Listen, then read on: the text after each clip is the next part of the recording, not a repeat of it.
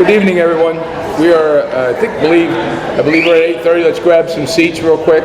Quick announcement here. This group has a commitment every Sunday, Treatment Center in Quakertown. If we need some speakers, if they'd like to rotate in, we need 2 or 3 every Sunday night. If you'd like to get involved, see us after the meeting. There's no requirements.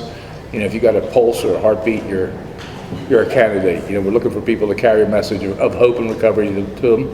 In fact, this group has donated 150 books over the last 3 months, big books to the treatment center and the people, in order that they have access to Alcoholics Anonymous and the program of recovery. So that's mindful of all the donations you guys put, and we do have a jar in the back if you want to donate to it. That's beautiful. If you don't, no big deal anyway. We got some great lineup today. We got a really good chairperson. Let's call Kara up here. Let's see what she can do.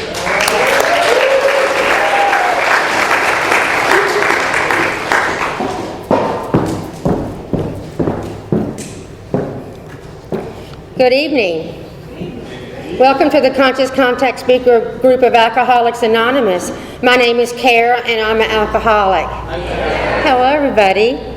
This is a 1-hour speaker meeting that meets every Saturday evening at St. Paul's Lutheran Church, 301 North Main Street at 8 p.m. Food and Fellowship and 8:30 p.m. speaker in Doylestown, Pennsylvania. Food and Fellowship starts at 8 p.m. The business meeting for this group meets every Saturday at 7 p.m. to 7:30 p.m. right here. The purpose of this group is to provide a consistent message of hope and recovery through God reliance and service to others through the practice and teachings of the 12 steps. We record all speakers so that others may benefit from their message of recovery. If you wish not to be recorded, simply ask. This is an open meeting of Alcoholics Anonymous. The group would like to welcome everyone, especially newcomers. Is there anyone new or from out of town that would like to introduce themselves with their first name only? Jimmy, alcoholic. Hey Jimmy, welcome. My name's Jeff, I'm alcoholic. Hey Jeff, welcome. Kevin, I'm an alcoholic. Kevin, welcome. Greg, I'm an alcoholic. Good, welcome. The Conscious Contact Speaker Group encourages sponsorship. Would anyone with working knowledge of the 12 steps and willing to sponsor please raise their hands? Are there any announcements for the good of AA? We have meeting lists and big books on easy terms. Please see me or any home group member after the meeting. If you cannot afford a big book, the Conscious Contact Speaker Group will give you one at no charge. Anyone willing to make donations for the purpose of the big book and CDs to help those who cannot afford them can put donations in the jar on the table marked Big Book and CD donations. Please subscribe to our YouTube channel, the Conscious Contact Speaker Group of Doylestown, Pennsylvania, Facebook channel. So subscribe and share. You can find our speakers there. Now I would like to introduce Sherry. She's going to come up and read our preamble. Let's all give Sherry a warm welcome.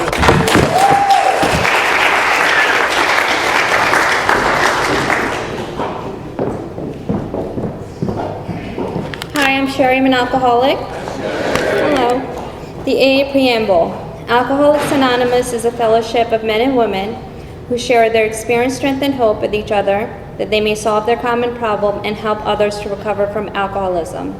The only requirement for membership is a desire to stop drinking. There are no dues or fees for AA membership. We're self-supporting through our own contributions.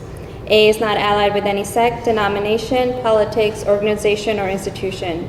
Does not wish to engage in any controversy, neither endorses nor imposes any causes. Our primary purpose is to stay sober and help other alcoholics to achieve sobriety.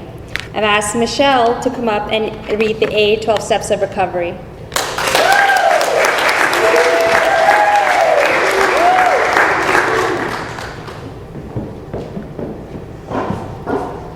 Hi everybody, I'm Michelle and I'm an alcoholic. I'm Michelle. Hi. The AA 12 Steps of Recovery. We admitted we were powerless over alcohol, that our lives had become unmanageable. Step 2, came to believe that a power greater than ourselves could restore us to sanity. Step 3, made a decision to turn our will and our lives over to the care of God as we understood Him. Step 4, made a searching and fearless moral inventory of ourselves. Step 5, admitted to God, to ourselves, and to another human being the exact nature of our wrongs. Step 6, we're entirely ready to have God remove these defects of character. Step 7, humbly asked Him to remove our shortcomings. Step 8, made a list of all persons we had harmed, became willing to make amends to them all. Step 9, made direct amends to such people wherever possible, except when to do so would injure them or others. Step 10, continued to take personal inventory, and when we were wrong, promptly admitted it. Step 11, sought through prayer and meditation to improve our conscious contact with God as we understood Him, praying only for knowledge of His will for us and the power to carry that out. And step 12, having had a spiritual awakening as a result of these steps, we tried to carry this message to alcoholics and to practice these principles in all our affairs.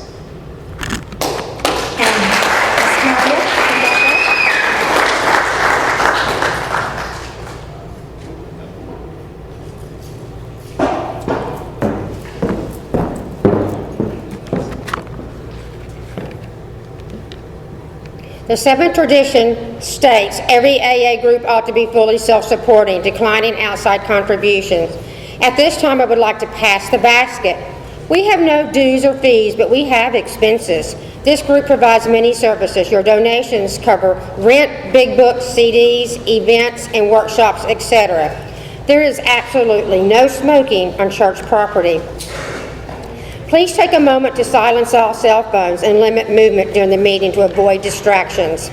Now, I'd like to introduce a good friend of the Conscious Contact Speaker Group. Let's all give Adrienne from Maryland a warm welcome.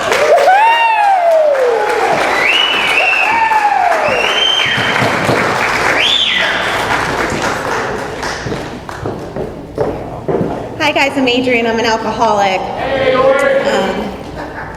You guys would have made me sick if I was new. I swear, I was just so happy. And when I just would not have been okay with that. In fact, I think I had about 7 or 8 weeks sober when my sponsor threw me in a car. Well, I went voluntarily, but I wouldn't have, I'm a little dramatic, I would have told you something else, and put me in a car, and we went to Quakertown, and this was August of 2010, and I remember being disgusted, just the injustice of everything, but just there were just all these people, and they were just hugging and so happy and excited, and I was like, it's a Monday night, like, you don't get to drink anymore. What are you smiling about? Like, I just could not put it together. Now, mind you, I wasn't doing anything that I was being suggested of me. I hear the word suggestion with an ego like mine, and I hear optional, and I hear, well, that's nice for all of you peons, but I'm very unique and special, and I'll do it my way, thank you. And I'll suffer and then blame everyone else. But nonetheless, like when I see such happy people in AA, I still think it's important. And I often tell people when they're around my sponsor and other women, if you're not nauseated by them when you're new, you're probably not ready yet. It's just, like, I just couldn't get it. Like, sobriety was painful for a person like me. And it still is painful if it's just sobriety and not recovery, which I found are two very different things. And I'm so grateful I knew that, because I thought I was going to be sentenced to AA, and I was like, of all places to end up on a Saturday night. And I love it now. I wouldn't have it any other way. I do have a sponsor. She certainly knows it. Probably too much these days. My 10 steps are so boring anymore, and she's just like, I'm not going to cuss, but your stuff just keeps getting more, it's the same thing, it's just a little more sophisticated now, the way the ego grows back. But I was just talking to her last night over a little mini 4th and 5th step. I write down a 10 step and I get elaborate, and she's like, could you just get to the point? I was like, after all these years. I love helping other women. I'm so grateful that Bridget came with me, because we overshot the mark. I was almost in Levittown. Like 40 minutes, I'm like, I'm sorry. But getting to see people fall in love with life again, and you don't get to see that anywhere else. And it's something I totally would have missed. I had no interest in helping anyone except myself when I came here. I had no idea about the joy of giving and how much purpose and just enrichment and love my life is filled with because of it. My home group is on Monday nights. It's still called the Main Street Big Book Group, even though it's not on Main Street. They kept it. We moved because of the pandemic. I helped create that group in my image, so I love it.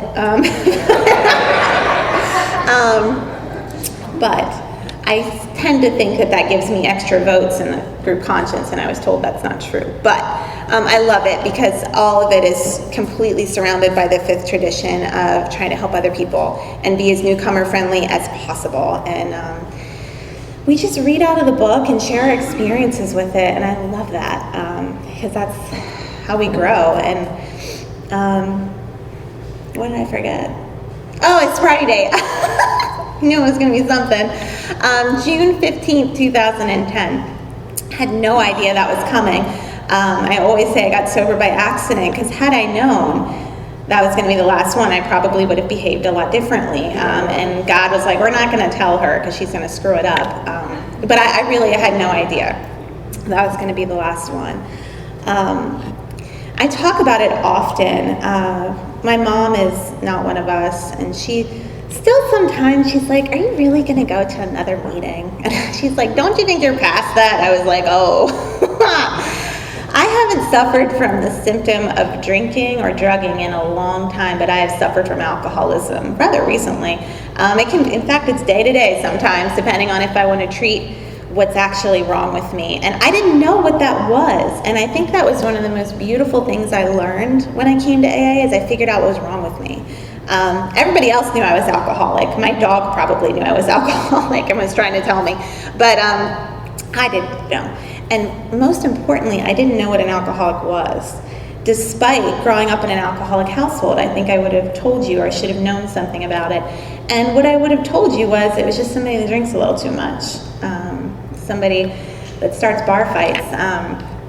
One of my classes, we were going over a case, and the professor was like, have you seen a bar fight? And I was like, and everyone else like, no, I was like in the movies, that's all, like I swear. But like just the stuff that we get into, and that's what I would have told you alcoholism was starting bar fights and being in a bar every night. And I had no clue what I suffered from. And which was one of the reasons I'm so grateful for the sponsor that I have. I'm a bit of an AA brat sometimes because I've been fortunate enough to have the same sponsor this whole time. And even more so, her sponsor ahead of her, she's had her the whole time. And what's really, I feel like, unique about them is that they never stay home, ever. They are always moving, always. And I was like, do you ever just watch a movie, like, or something? But it's always, whenever I call her with anything, it's never, well, how do you feel about that? It's always, what are you doing? And she reminds me all the time that today is the day that I need to treat my alcoholism. Not tomorrow, not yesterday, today. What are you doing today to treat what's wrong with you? Not how you're feeling, but what are you doing? And I hate that, because I want to talk about how I feel, which can change from second to second. But she's always driving me right back to the book and right back to God and what the answer actually is. And I don't always want to hear that, because that phrase is just irking. It's like, well, how's that working for you? It's like, you know how it's working. I wouldn't be calling you if it was working out, but it always reminds me my way doesn't work. But when I describe alcoholism, especially when working with someone new, I heard it best, and this was a long time ago, and I was very offended by this, when they said, well, if alcohol is your problem, you're not an alcoholic. And I was like, oh God, clearly, like, you've never crashed a car into a tree. Clearly, like, you've never been in an ATM at 3 a.m. Like, you don't understand. You couldn't. No one of sound mind could see the way that I drink. I drink myself into pawning vacuum cleaners. Like, I don't know what you do, but like, it's a problem. And that's the thing, like, I don't hear very well when I'm new because I have so much conversation going on up here. Like, there's song lyrics going. I mean, 60,000 thoughts a day, and probably 59,999 are about me. But nonetheless, like, it's just constant, like, conversations from 8 years ago, and an argument I should have won, and what is that boy looking at, and is it me, and oh my God, if it's me, please look at me, don't look at me, like, just, it's just constant nonsense up there. So I have a hard time hearing what I'm doing in AA meetings. But when he said that, I remember thinking, well, alcohol's the problem. So how could you say that it's not, like, I'm just not computing? And I'm so arrogant that I didn't want to ask what that meant. But also so arrogant that I think I'm right all the time. I said to Julie, I was like, boy, is he stupid. And she's like, what? And I said, who could say that? And she's like, Adrienne. And she's so delicate, but I shouldn't say that, not delicate. She can be delicate. It's more so she has the ability to be honest in such a loving way that it just bursts the delusion bubble, like, right away, and you don't even know you're hit. That's kind of the way I think about it. But she explained it so well that I suffer from something that I've had ever since I was little, and I wasn't even aware of it. I've heard it described so many different ways, the spiritual malady, but the best way I can think about it is it always felt like I couldn't breathe. And it always felt like I was just on the wrong planet, in the wrong family, just foreign around my own family. Just never felt like I could connect to anyone or anything. And always felt, I mean, from a very young age, I'm talking first grade, up in the middle of the night, crying, not being able to sleep. This is terrible, I'm 34, because Jessica Boyd colored better than me. Like my dad came in, I remember when they were still together, and he goes, what is her problem? What's wrong with her? She's like, she's just a little nervous.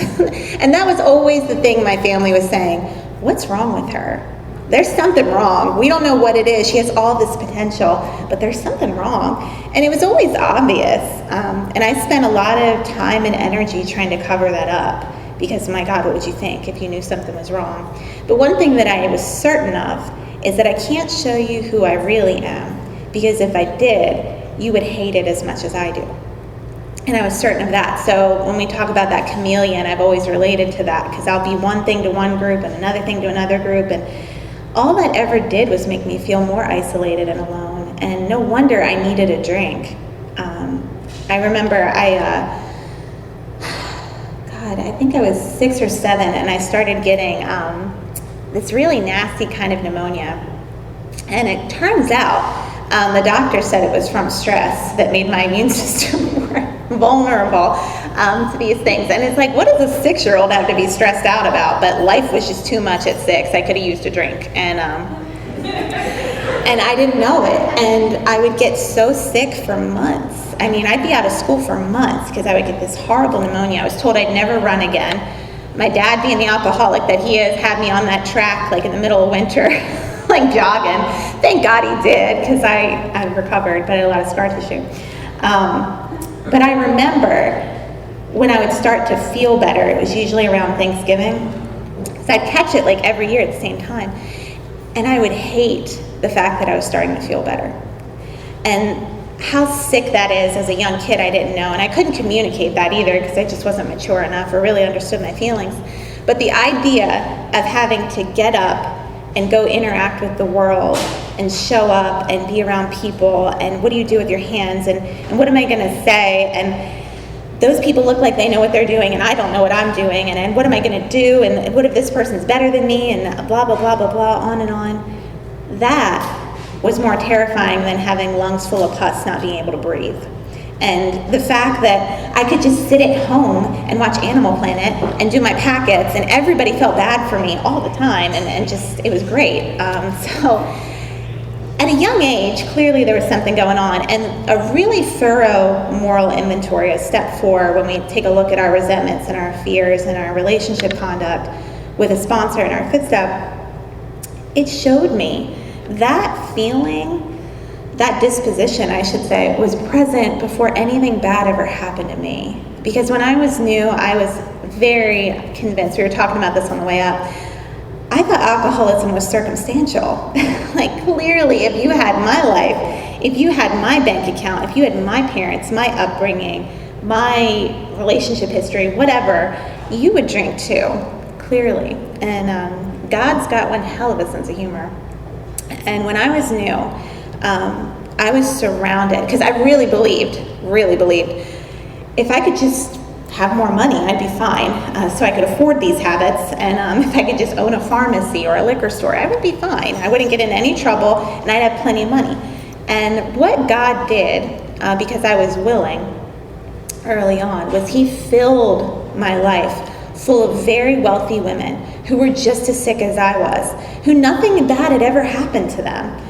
And then on the flip side, I met several people in a short amount of time, not in AA, who had had traumatic things happen to them, much more traumatic than I had. Stuff that was on the news and on Oprah, and they never put a needle in their arm, they never drank themselves to death.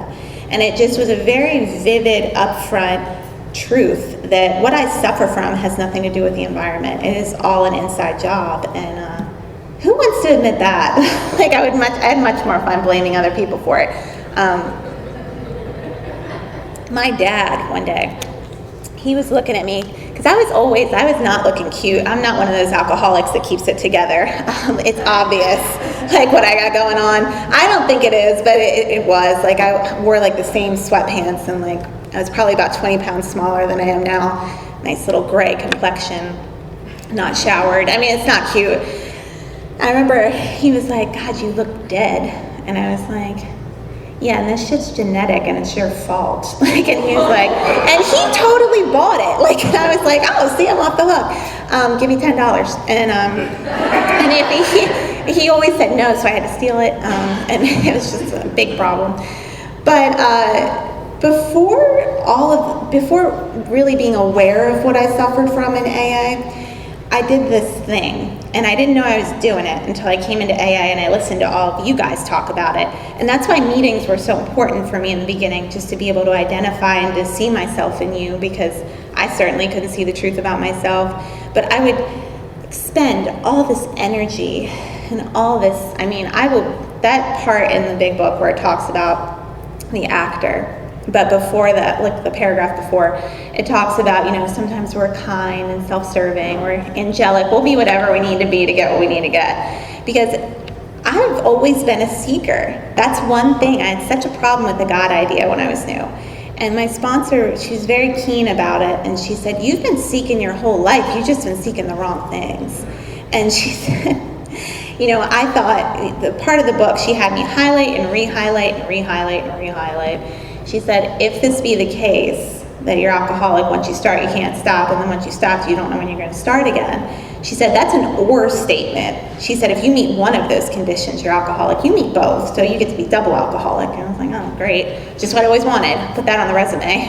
Double alcoholic.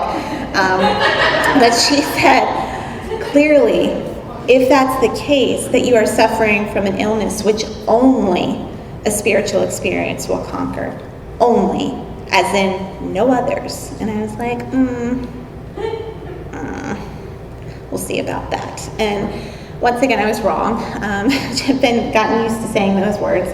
But what she showed me through a 4-step and listening to other people's experiences, spiritual experience was not on the radar. I didn't even know what that was. Now, mind you, I didn't know what that was 2 years into AA. They have a whole appendix defining it, and I just, But the profound change in my reaction to life,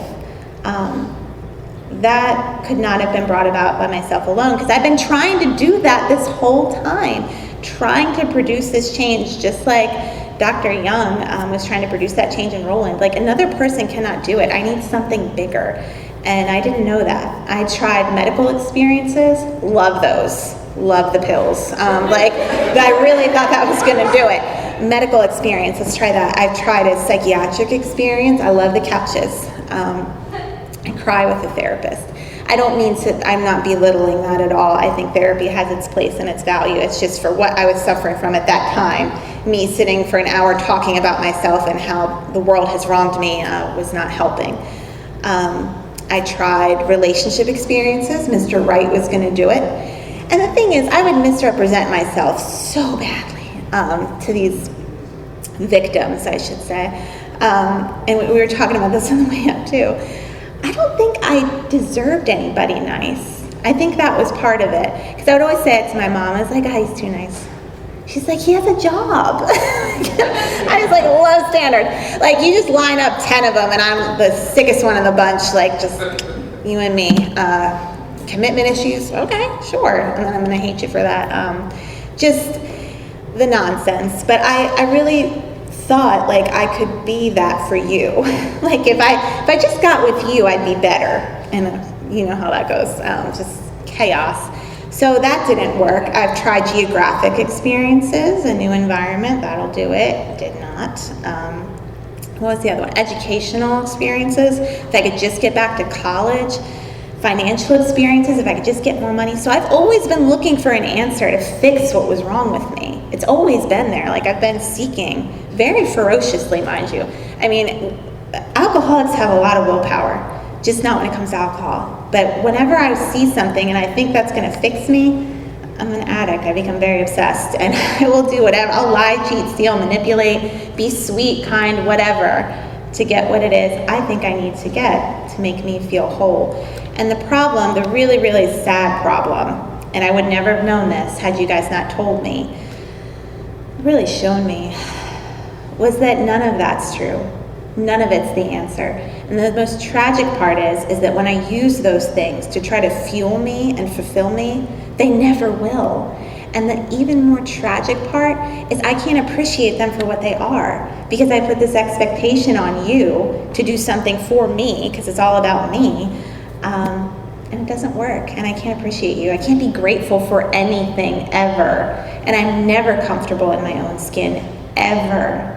It's always that restless, irritable, and discontent, I think, is an understatement. I get homicidal, suicidal. Because if people would just act right, I'd be fine. I promise you. I relate to that page so much. And I developed, my sponsor always, she kind of ingrained this into my head early on. She said, before you were ever obsessed with alcohol and other things, she said, you were obsessed with you. That's what the problem is. You are obsessed with you. I was like, I think about other people. She's like, yeah, and what you can get out of it. She's like, you don't hold a door because you want to be nice. You want someone to say thank you. I was like, so is that unreasonable? And she's like, in your case, like, it's just, I never knew that about myself, because I remember this vividly. When we're reading selfishness, self-centeredness, that we think is the root of our troubles, I was like, no, I don't. She's like, read the next sentence, though they usually don't think so. I'm like, and it's like every time, like, it's just one step ahead of me. And I just didn't know that I was playing God. I didn't know. My good friend Kathy always says it to me. She's like, stop wearing God's pants, babe. They don't look good on you. Like, and stop trying to have things your way, because it sucks. Like, you're selling yourself short. And the reason I spend so much time talking about all this, because it sounds like it's not about alcoholism, it's the essence of it, is that when I drink, none of that happens. Like, I am just in the moment, in my own skin. I go from a girl that is just petrified of life to, I find hope. Like, alcohol gave me hope, and it's not supposed to, apparently. Like, I couldn't understand, why wouldn't anyone do this as much as possible? Because it just made me feel alive and human, and that there's so much possibility in this world. This place isn't meant to be feared, it's meant to be lived, and let's drive somewhere and let's talk about the origins of the universe. I'm one of those girls, you get me on some that powdered stuff and alcohol, and I don't shut up. So, like, I'll talk to anybody for hours, and it did something for me that just made me feel like, it's gonna be okay. And I'd never had that before. The jobs and the educational, all those other experiences that I was seeking, if I was able to attain it only lasted for the boyfriend gets old, he's not the one, that's what it is. Or the new car, it's like everything loses its shine. But this seemed like it really worked. And I'd be honest, if it continued to work, I wouldn't be here.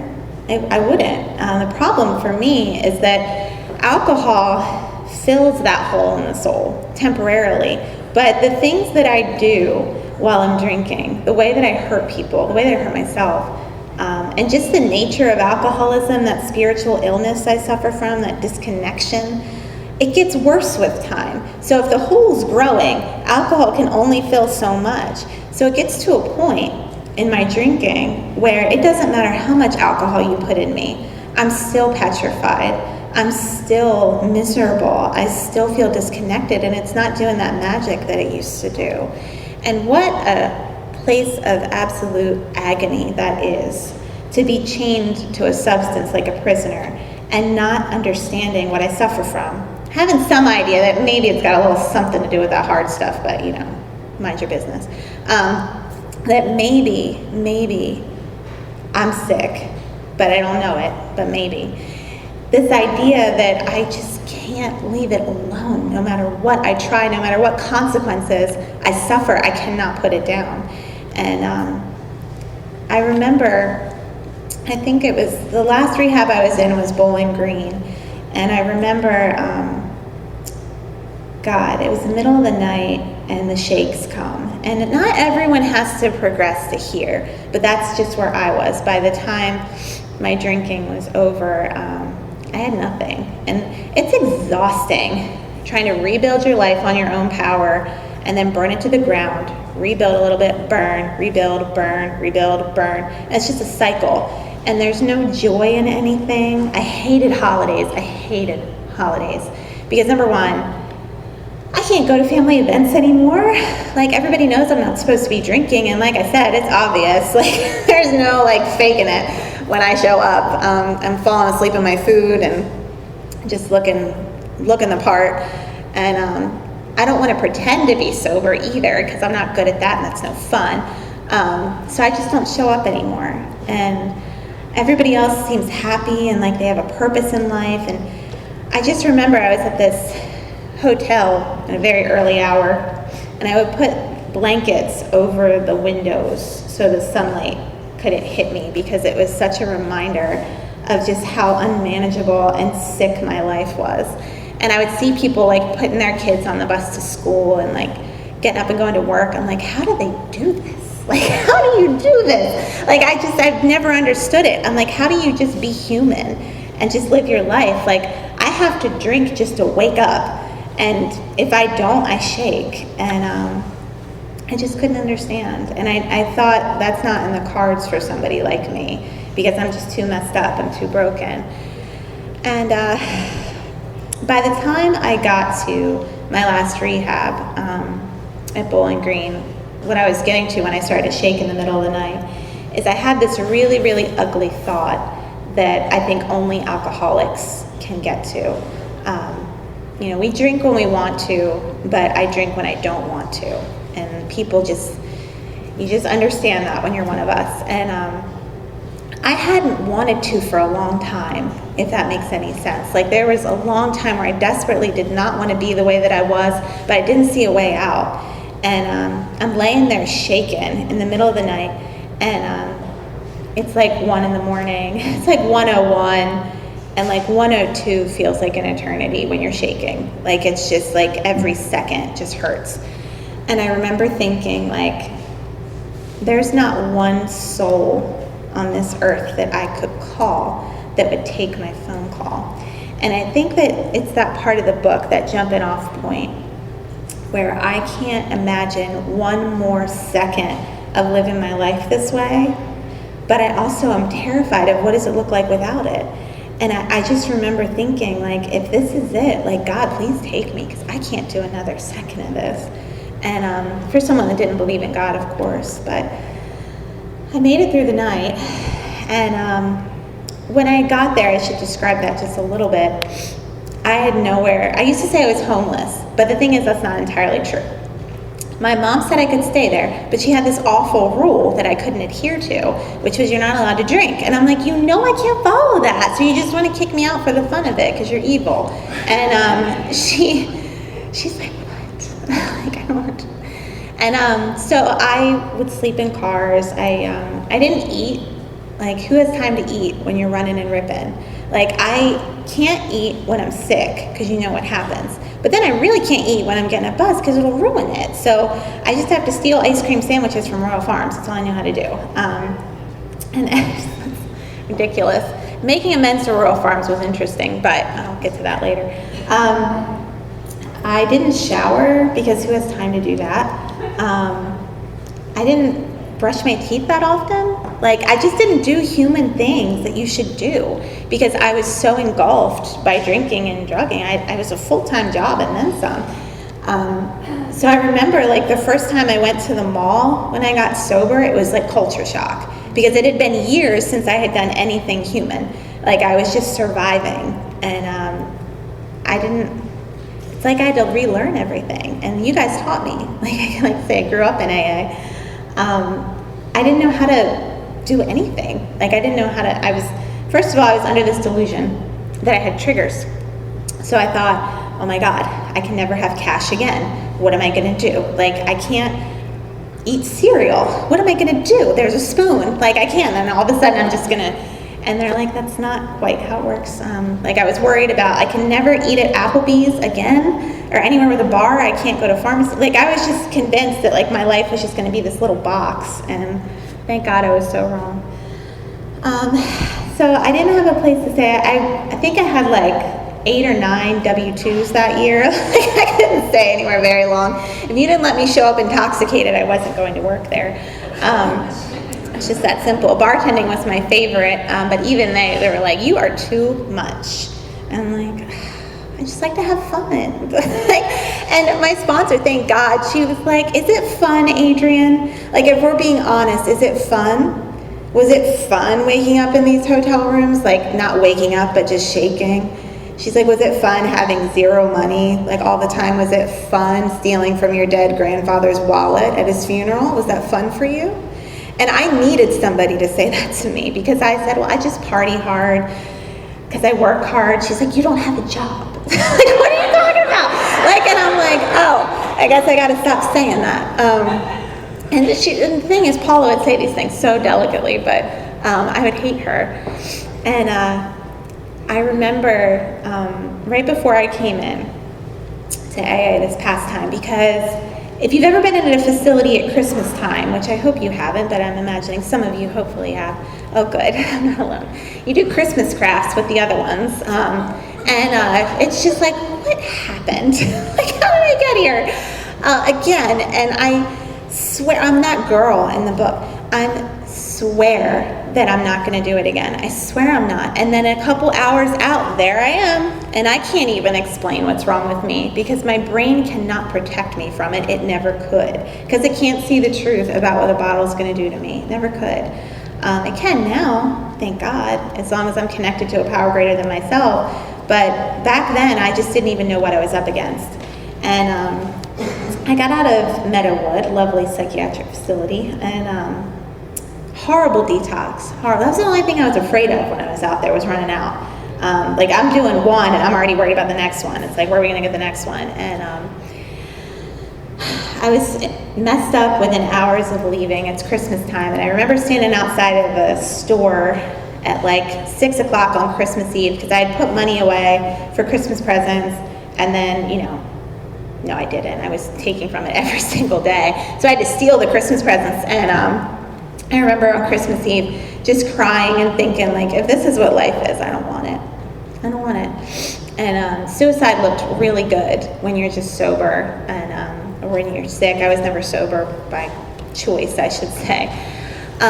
But what happened right after that is just 6 months of more hell of me trying to get sober for a couple days.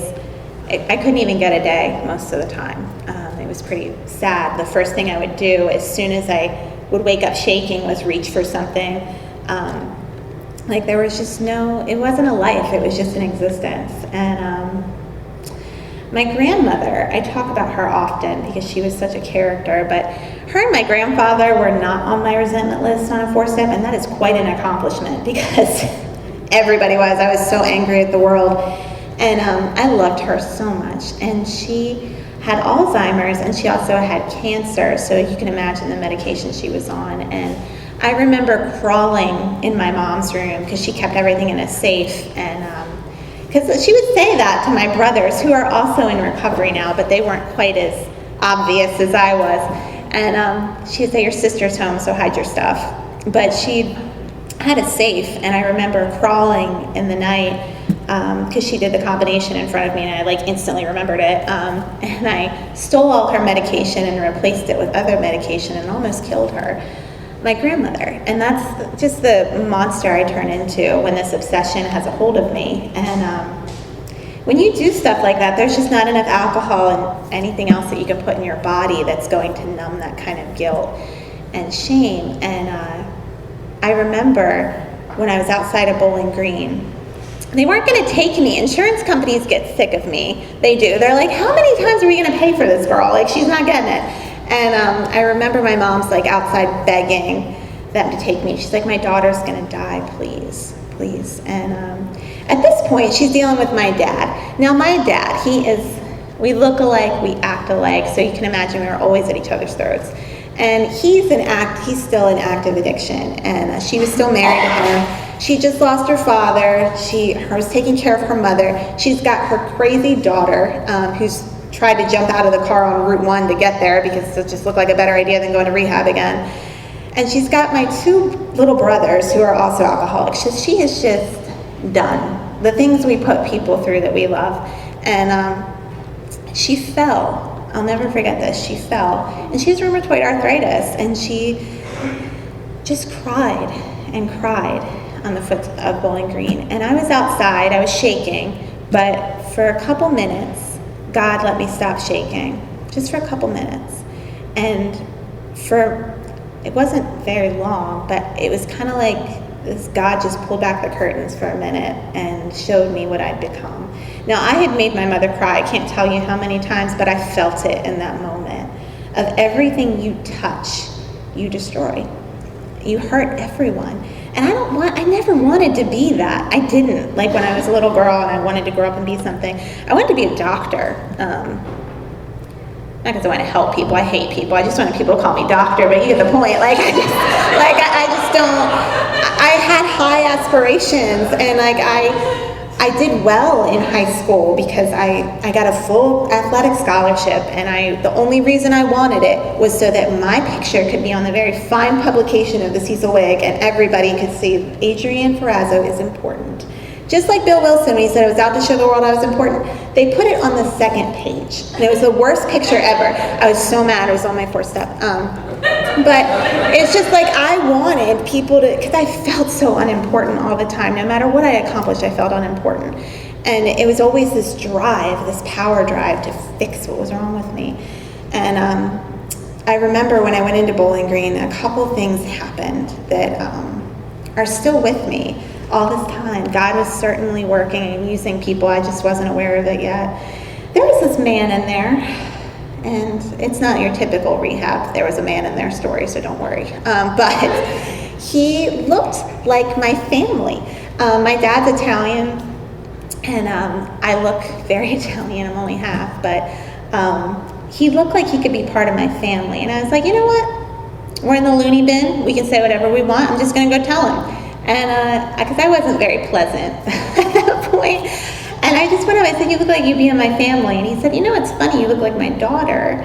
And he showed me a picture, and she was looking a lot better than me at the time, but we did resemble each other. And he started to share like what his life was like in AA and how great it had been. And Larry pulled up in a Lexus, mind you. And he was for real, like I could see it in the parking lot. His wife came in for the family session. She was gorgeous. And he showed me his kids and his yacht, and he was a partial owner of a sugar company. And I remember I just cussed him out one day, and I said, why are you here? Like, what are you doing? Why are you here? And he said, because I have everything to live for and I want to die. And it just hit me like in that moment. It just crushed so many delusions I had that if I could just get the right job, or if I could just get more money, if I could just get this, that I'd be okay. He said, I can't stop driving to Trenton every day. And I never saw him again. But God used him because he begged me to go to AA. He said, Adrienne, I don't care what plans you have. He said, they haven't worked. Please just go to AA and say you're new. They're gonna know, don't worry. And they did. And I thank God for Larry every day, often. I shouldn't say every day, that's probably an exaggeration, but when I look back on my experience, it's so obvious that God was dropping breadcrumbs for me to follow in terms of people and experiences and circumstances that led me to heal in here. I didn't know that was available. I thought we were all just going to grip chairs and sing Kumbaya and say we were doing society a favor, not drinking, and that is not at all what has happened. He told me to go to AA. I ended up at a meeting in Newark, Delaware. I live in Elkton, Maryland. It's right over the line. And once again, I showed up early. It's probably the first meeting I've ever been early to at that point. And I sat up front because people that sit up front get A's. And I had $1 that my mom gave me. She drove me like the good 22 or 23-year-old I was and dropped me off. And there was a man outside who was so sweet. And there was another man outside too. Came back for him. But John came in and I walked into the meeting and he said, "Oh, don't you know it's a men's meeting?" I was like, "Oh my God, I'm gonna throw up." And I went to leave and he was like, "I'm just kidding, Angel, come on in, have some apple pie." And I was like, "You guys fucked up." But he got me some apple pie and I thought there'd be apple pie at every meeting and I've been grossly disappointed, but you guys are doing a good job. Here's snacks. And I didn't hear a thing in that meeting. I didn't. I was just staring at boys. But I did say that I was new. And I went up to the one woman that was there and said, "I'm new, I need a sponsor." And she was like, "You can call me sometime." I'm like, "Oh, all right." Well, I didn't have anything to do, so I came back the next day. And I heard a woman sitting up there sharing about things out loud to a room full of people I couldn't believe she was even saying. And she was saying it with such freedom, like just nonchalant. "Yeah, I lost my house, ha ha ha." And I'm like, "Oh my God, you're embarrassing yourself." And I didn't know it at the time because I couldn't describe it or identify it even, but she could just walk into a room late. She could, and she just sits down and she sits still. She doesn't fidget and she smiles and she looks people in the eye and she's just at ease with herself because she's not haunted by her past anymore and she's not afraid of the future. She's in the moment because she's connected to God. And I didn't know what that was. All I knew was it was terrifying, but I was very curious. And I was like, "I'm told I should ask you to, if maybe you have time, and I don't want to bother you, but, if maybe." And she's like, "Do you want to go with me?" I was like, "I don't know if I could get in a car with a stranger." And later she's like, "I've seen your 4-step, you don't mind strangers." And I was like, "Oh, that's true." But she told me she got in the car and she took me to a diner and she bought me a Diet Pepsi for $1.95 inflation. And I cried because of the kindness and that she just sat there with me and said, "Yeah, me too. Yeah, I get it. I understand." And it was just like Dr. Bob when he wrote, it was the first human being who understood alcoholism from their own experience and spoke that language of the heart to me, not at me, but to me, sharing things that she had done. And it was the first time when someone described how they felt sober, I was like, "Oh my God, I'm not the only one." And then she took me to other meetings, and I remember telling my mom, I was like, "There are others." She's like, "There's millions, I've been telling you." And I was like, "Oh, okay." It's late to the party, as usual. But she promised me, she said, "Adrienne, your problem is not drinking. It never was. It's you. It's you. It's your perception. It's the way you react to life." She's like, "I know it looks like a lot of other things." She said, "But I promise you, if you work these 12 steps as best you can, you're not going to be perfect. Don't try." She said, "If you try," I remember her using that word a lot, try. She said, "You can have a quiet mind and a grateful heart." And I was like, "Is that it? Is that all?" She's like, "And you won't want to drink anymore." I was like, "Do I at least get a car? Something. You have a car." She had me go to this anniversary meeting where this woman was celebrating 50 years and they got her a cake. I'm like, it wasn't even good icing. She didn't, I feel like for 50 years you should be getting a check. Because in my mind at the time, that's you gritting out 50 years. You holding, gripping on for 50 years. That does deserve an award. It's not something I could do. I never win that battle. Like, I can't stay uncomfortable and disconnected and expect to remain sane. That's not going to happen. Even in sobriety, I can get very crazy and neurotic, and all of a sudden I start thinking that my blessings are burdens, and all of a sudden you're the problem again, and I got to fix it. And you're going to learn today that you're the problem. And my life gets very unmanageable, and I get sick, and I feel sick, and I think I don't know what's wrong, but intellectually I do know what's wrong. It's just, I don't think AA can fix it. It's just they can't. The principles, they're great and all for those problems. They're not going to fix this uniqueness in here. And Julie's like, it's the same solution, Adrienne. You're not that special. But I wish I could tell you that I followed her advice as diligently as I should have, but like the good alcoholic I am, I'm a bit rebellious. And she told me to read the doctor's opinion. I read the stories. I just like, And I messed around. For about 2 months, I messed around. And I felt worse at 2 months than I did when I got out of rehab. And I couldn't explain why. Because physically, I start to get better. I start to eat. I start to shower. I start to do things. And I look healthier. And I might be able to talk to you a little bit, maybe. Even though I'm probably judging you because I hate myself so much and I'm scared. But on the inside, I'm deteriorating day by day by day. And I'm getting closer and closer and closer to that drink day by day. And I don't even know it. I'm not conscious of it. All I know is that I got to get rid of this nasty, gnawing feeling. It's just on me and I can't breathe. That's how it feels to be sober without a solution for me. And that gets worse until I can't take it anymore. And my brain can't protect me from alcohol. And then I've got a body that doesn't process it normally. I have an allergy, so I drink, I get thirstier. It's like, man, triple whammy, thank you. So I didn't follow her advice. And at 2 months sober, there was a woman I went up to, and I tried to describe my symptoms. And she's like, yeah, I think you're just an alcoholic. And I was like, okay.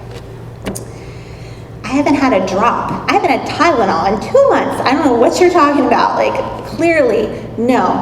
I want to kill everyone, and I hate everyone, and I don't understand what's wrong. I wake up, I feel like I have bricks on my chest. Nothing is going right. I don't understand anything. Like, this world is just too big and too much. And she's like, I think you're just an alcoholic. And I was like, all right, thank you for nothing. And she's like, have you gone through the steps? I was like, I read them.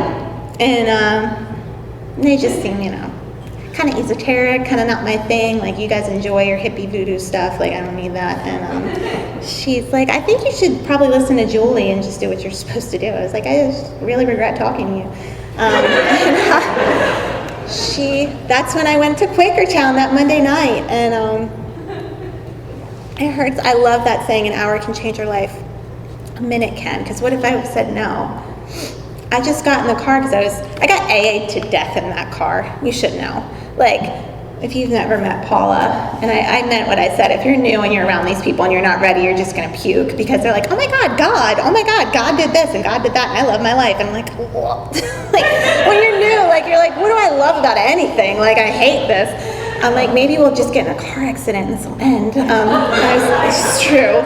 And because I just don't get it. Like, you guys have something that I don't have, and I just feel like, well, maybe God loves you and God doesn't love me because I'm so broken and I can't get it, and I'm not doing what you're doing, but, And he described how I felt sober, this speaker, and I dove in after that. I dove in. I did the most honest and thorough step I've ever done. And I felt so free. I've never seen the world the same. I often describe it as it looks like Dorothy when she came out and saw color for the first time. Like, everything's the same, but everything's different. And I saw I was the guilty one in all my resentments. It was me. Even the stuff that happened to me as a little girl that should never happen to any little girl, I used that. I kept it. I nourished it. It's mine right here.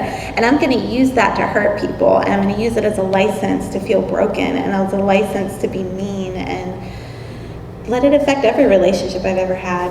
And I learned about my dad. I'll never forget this.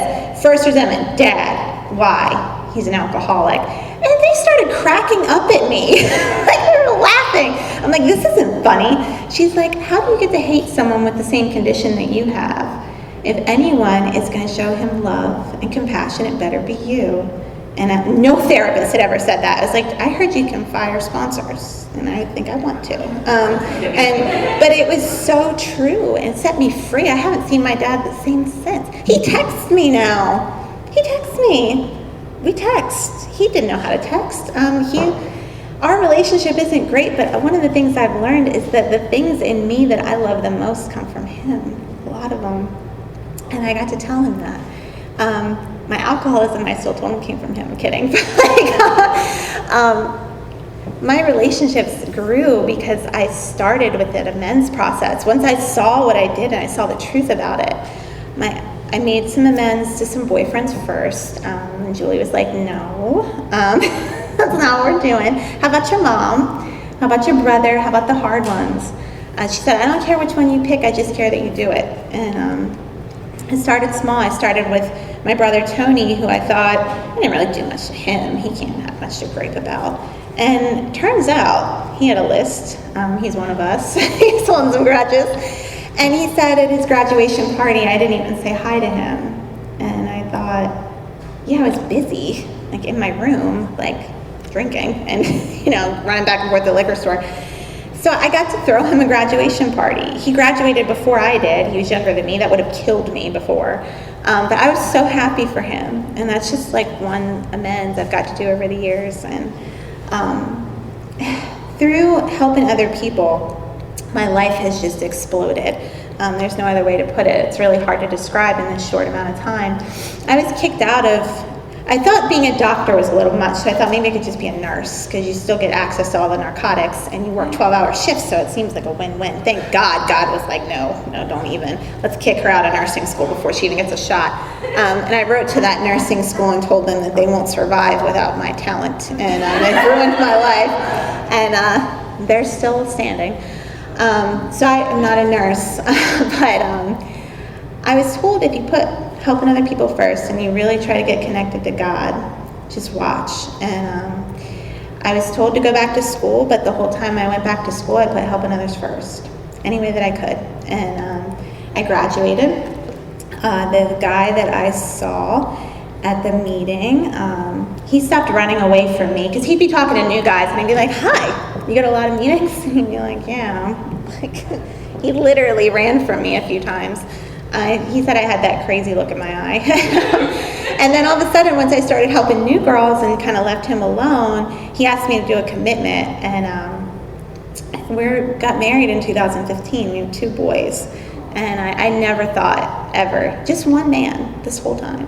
No backups, none of that, just him. And I actually love and respect him. Like, I hated men when I got here, because I thought you hurt someone before they hurt you, and that's not at all a relationship's about the other person. Who knew?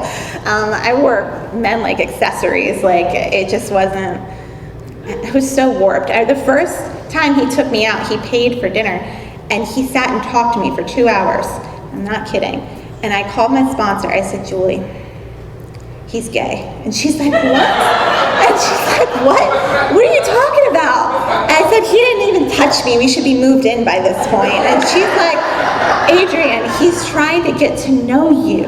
Were you honest? I was like, as much as I could be. And the point is that I didn't even know what a date was when I got here. Like, you guys had to teach me that. I went back to school. I got my bachelor's, and for someone that loves to break the law as much as I did, I didn't think that my dream of ever becoming an attorney would ever manifest. But I was told to not limit God. So I decided to try to go to law school, and I was accepted. And at the time, my son had just been diagnosed with autism, and I was petrified about that, petrified. I did not know what that meant. I had no idea, and I was pissed off. I didn't want to talk about it, and I wasn't even talking to my sponsor about it. And she said, go speak at this meeting and just go try to do God's will and let it go. And I prayed beforehand, to be honest, like I always do, and I did tonight. And I got up there, and it just came out that I was afraid about it. And this, my brother came with me. I'll never forget. And a woman came up to me afterwards. Now, mind you, I didn't share about what was wrong with Shane. I just said he had autism. But when I described autism, Shane had broken 2 TVs in a month from throwing things. He screamed all the time, but he didn't talk, and he loved to play with mulch. And that's how I describe it to people. And a woman came up to me and said, Adrienne, I have a son that's 13, and he's doing great. He's got a girlfriend. He's fine. She's like, but when he was 2, he broke 2 TVs within a month. And he likes to play with mulch. And he didn't talk. I always get emotional when I talk about that because it was God. Like, you can call it whatever you want to call it, but it was God telling me he was going to be okay. And he's fine. My brother Clint got cancer 2 years ago in the middle of the pandemic.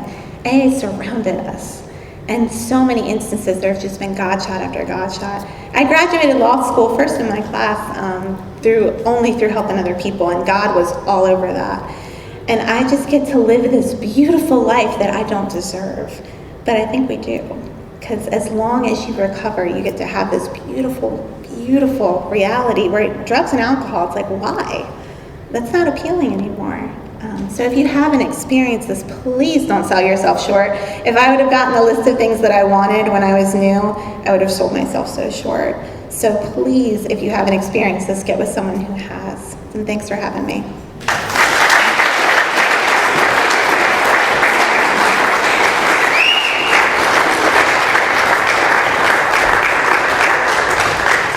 My name's Nick, I'm an alcoholic. Let's have another round of applause for Adrienne.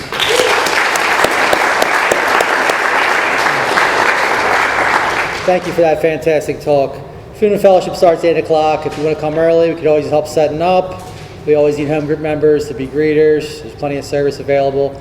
We do have another meeting. It's our sister group. It's on Thursday nights at 7:30, just up the street at the Salem Church on Court Street. It's a big book meeting, line by line, sentence by sentence, paragraph by paragraph. Slowly go through the big book, try to get through the solution with each other.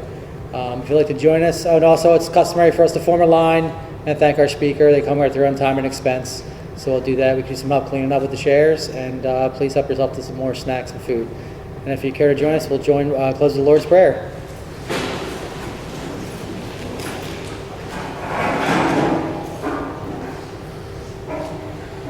Our Father, who art in heaven, hallowed be thy name.